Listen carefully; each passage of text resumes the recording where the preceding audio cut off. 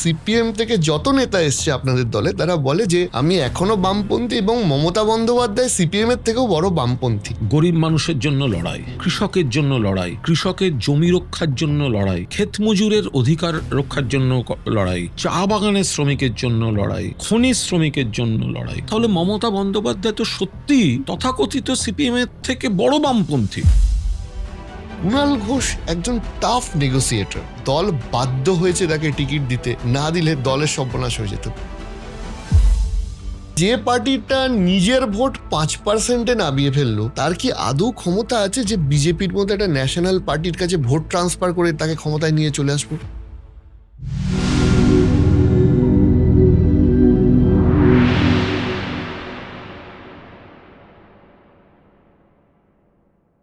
সমালোচকরা বলেন যে কুণাল ঘোষ একজন টাফ নেগোসিয়েটর, যে কারণে কখনো কখনো দেখা গেছে যে লোকসভা ভোটের আগে একটু তাপস রায়ের রক্তদান শিবিরে চলে যাওয়া হোক, বা অভয়া কাণ্ডের সময় একটু এদিক ওদিক ছাত্র পরিষদ নিয়ে মন্তব্য করা হোক, বা মাঝে মাঝে একটু বিরূপ মন্তব্য করা হোক, দল বাধ্য হয়েছে তাকে টিকিট দিতে, না দিলে দলের সর্বনাশ হয়ে যেত। এটা কি আপনি মনে করেন? আমি একদম মনে করি না। আর ওটা কারোর, আর আপনি যে টাফ নেগোসিয়েটর, এটাও কি আপনি মনে করেন? না, আমি একদম মনে করি না, একদম মনে করি না। কিন্তু আমাকে ওই রক্তদান শিবির সেটা ওটা একটা স্থানীয় ক্লাবের ছিল, কোনো পার্টিরও না, ব্যক্তিরও না। এবং যেহেতু তার আগেই সংশ্লিষ্ট ব্যক্তি দলবদল করেছেন, প্রত্যেক বছরই সবাই ওখানে যাওয়া হয়, ঘটনাচক্রে হয়ে গেছিল। আর এখানে পুরোটাই মমতা বন্দ্যোপাধ্যায় এবং অভিষেক বন্দ্যোপাধ্যায়ের ব্যাপার। আমি মানে পুরোপুরি তাদের উপর মানে আস্থা ভরসা রেখেই। আর দিদি আমাকে যেহেতু এত অল্প বয়স থেকে চেনেন, আমার ভালোগুলোও জানেন, আমার দুষ্টুমিগুলোও জানেন, কিন্তু মানে আমি এসব করছি না। আমি একদম ডেডিকেটেড তৃণমূল কর্মী হিসেবে আমি গত কবছর পারফর্ম করে যাচ্ছি, 21 সাল থেকে টানা পারফর্ম করে যাচ্ছি। যেহেতু আপনি তৃণমূলের মুখপাত্র, সেহেতু জিজ্ঞাসা করি, এই যে সিপিএম থেকে আসা যারা নেতা আছে তাদের একটা রোগ আছে আমি দেখেছি। তারা এইটাও অস্বীকার করতে চায় না যে আমি সিপিএম ছিলাম, কারণ পাবলিকলি সবাই জানতো। এখন তারা এসে যেটা চায় যে তারা অ্যাকচুয়ালি বামপন্থী আছে এটা প্রমাণ করতে চায়। তো এই সিপিএম থেকে যত নেতা এসছে আপনাদের দলে তারা বলে যে আমি এখনো বামপন্থী এবং মমতা বন্দ্যোপাধ্যায় সিপিএম এর থেকেও বড় বামপন্থী। আপনি কি সেটা মনে করেন যে মমতা বন্দ্যোপাধ্যায় একজন বামপন্থী, বা তৃণমূল আদতে একটা বামপন্থী রাজনীতি করছে? না, তৃণমূলের যে কথাগুলো, গরিব মানুষের জন্য লড়াই, কৃষকের জন্য লড়াই, কৃষকের জমি রক্ষার জন্য লড়াই, ক্ষেত মজুরের অধিকার রক্ষার জন্য লড়াই, চা বাগানের শ্রমিকের জন্য লড়াই, খনি শ্রমিকের জন্য লড়াই, এটা আপনি যদি ব্যাকরণগত দিক থেকে বলেন বামপন্থা, তাহলে মমতা বন্দ্যোপাধ্যায় তো সত্যি তথাকথিত সিপিএম এর থেকে বড় বামপন্থী। সিপিএম এর বামপন্থা যদি বলে যে সিঙ্গুরের 3 ফসলি কৃষি জমি রাষ্ট্রশক্তি দিয়ে দখল করে কর্পোরেট হাউসকে দিয়ে দাও, আর মমতা বন্দ্যোপাধ্যায় যদি বলেন না, কারখানাটা শিল্পের জন্য অকৃষি জমিতে হোক, কৃষক বিশেষ করে ক্ষেত মজুর যাদের হাতে, তারা তো জমির মালিকও নয়, তারা কিন্তু জমি ভিত্তিক তাদের জীবন, তো সেটা রক্ষা করতে পারে, তাহলে তো সিপিএম না বামপন্থী রইল না। তাহলে সিপিএম বুর্জোয়া এবং পুঁজিপতিদের দালাল হয়ে গেল, আর মমতা বন্দ্যোপাধ্যায় অরিজিনাল বামপন্থী। বলে এটা যদি কার্যক্ষেত্রে মানতে অসুবিধাটা কোথায়? সিপিএম এর কিছু নেতা বলা শুরু করেছে, দেখো আমাদের ব্র্যান্ড ভ্যালুটা কত, যে একটা রাইটিস্ট পার্টি এখন নিজেকে একটু বামপন্থী বলার চেষ্টা করছে। বামপন্থা কিন্তু সিপিএম এর সম্পত্তি নয়। বামপন্থা বলে যে গ্রুপগুলি আছে, এ থেকে জেড অবধি, CPI A, CPI B, CPI C, CPI D, CPI এই করতে করতে জেড অবধি আছে। আবার সিপিআই অনেক রকম আছে। এই যে বাম ফ্রন্ট, সিপিএম তো একা লড়ে না। আজকে কোথায় দাঁড়িয়েছে সিপিএম? ব্যাপারটা কি? বাম ফ্রন্ট। তার মানে CPM, CPI, RSP, forward block, SP, DSP, বিপ্লবী বাংলা কংগ্রেস, মার্ক্সবাদী ফরওয়ার্ড ব্লক, এই সব কিছু নিয়ে তো বাম ফ্রন্ট। তাতেও হচ্ছে না। এখন বলছে তাহলে কংগ্রেস যদি আমাদের সঙ্গে আসে, তাতেও হচ্ছে না। তখন বলছে আমাদেরকে নওশাদকে দরকার, তাতেও হচ্ছে না। ভ্যালেন্টাইন্স ডের মুখে হুমায়ুন কবিরের মন বুঝতে চলে যাচ্ছে মোহাম্মদ সেলিম। তাহলে তাহলে সিপিএমটা কোথায় রইলো? এই যে আরাবুল ইসলাম আইএসএফ এর ক্যান্ডিডেট হয়েছে, হতে পারে, আমি আরাবুল ইসলামকে কিছু বলছি না, তাহলে আরাবুল ইসলাম নাকি কি এক জগ ছোঁড়ার গল্প আছে ওর, হুম, শিক্ষিকাকে না কলেজ কাকে সিপিএমই বলেছে। তো তাহলে সেই জগটা ছিল কিন্তু প্রতিক্রিয়াশীল জগ, আর আজকে সিপিএম সমর্থিত আইএসএফ মানে ওটা এখন প্রগতিশীল জগ হয়ে গেছে। তো এই এই এই ব্যাখ্যাটা তো সিপিএম কে দিতে হবে। আরাবুল ইসলামের হয়ে সোনার বাংলার স্লোগান দিয়ে সিপিএম আরাবুল ইসলামকে ভোট দিন বলে ওখানে কমরেড সেলিম মিটিং করবেন। হুম, তাহলে তাহলে ওখানে কি করবে সিপিএম? তাহলে আরাবুল ইসলামই ভালো প্রার্থী বলতে হবে, নইলে সিপিএম কে প্রার্থী দিতে হবে। তো এটা তো ওদের বিভ্রান্তি, ওদের দায়। ওদের ওদের নাকি সব নতুন প্রজন্ম, কারোর নাম শুনি আগুন পাখি, কার নাম হেলিকপ্টার, কার নাম সাবমেরিন।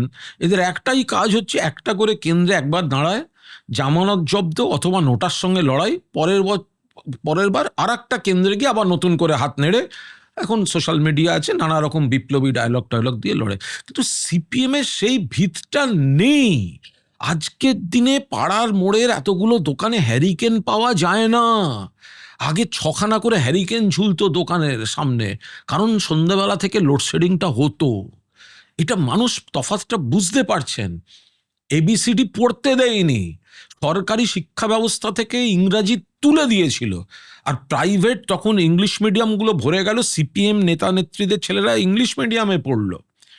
আমরা এমনি মধ্যবিত্ত বাঙালি, যখন বিশ্বায়ন আসছে, বিশ্বায়নের সংকট তৈরি হচ্ছে, কারণ কমিউনিকেশন, তোমার ইংরেজি ছাড়া তুমি খুব কঠিন ব্যাপারটা এগোনো। হুম।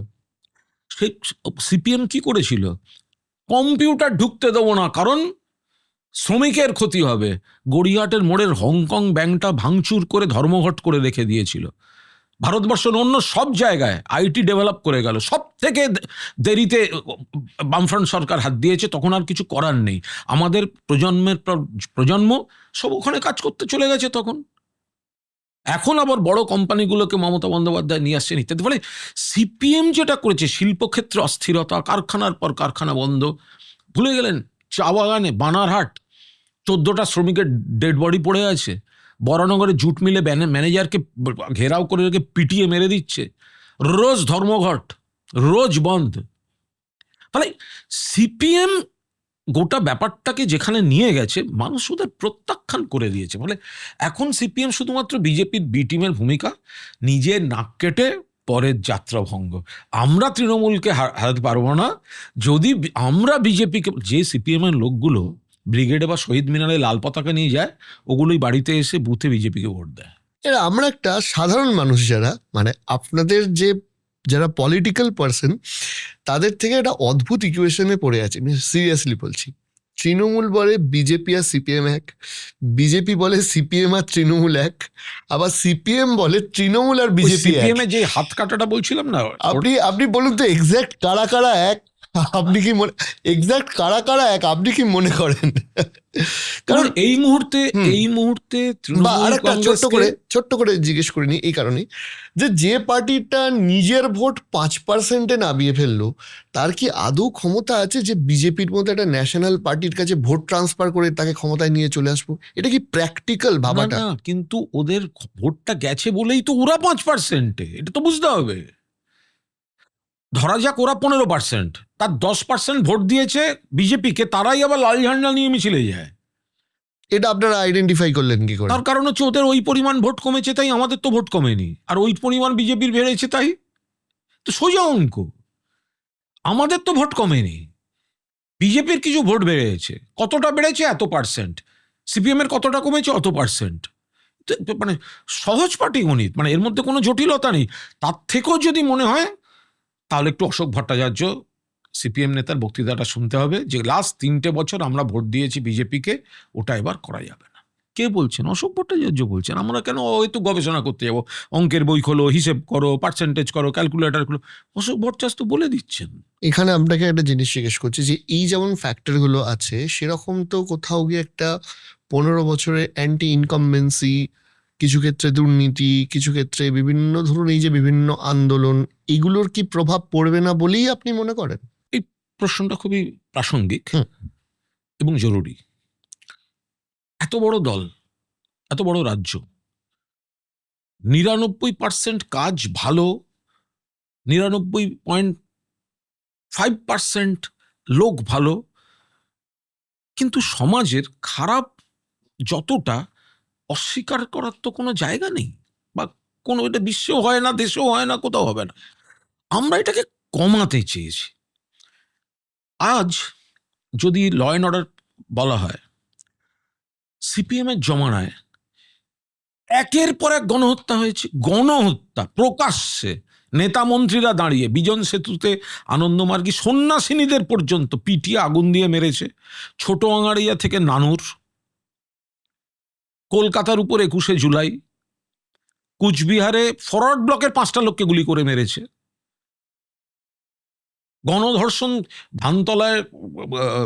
বানতলায় ডক্টর অনিতা দেওয়ান, ধানতলায় বরযাত্রীর বাস থামিয়ে ধর্ষণ, পরের পর কাণ্ড হয়েছে। মন্ত্রী, আরএসপির মন্ত্রী সুভাষ নস্করের বাড়িতে বোমা মেরেছে সিপিএম, তার আত্মীয় মারা গেছেন। এবং তখন মিডিয়া, সোশ্যাল মিডিয়া ছিল না, ফেসবুক ছিল না, মোবাইল ক্যামেরা ছিল না।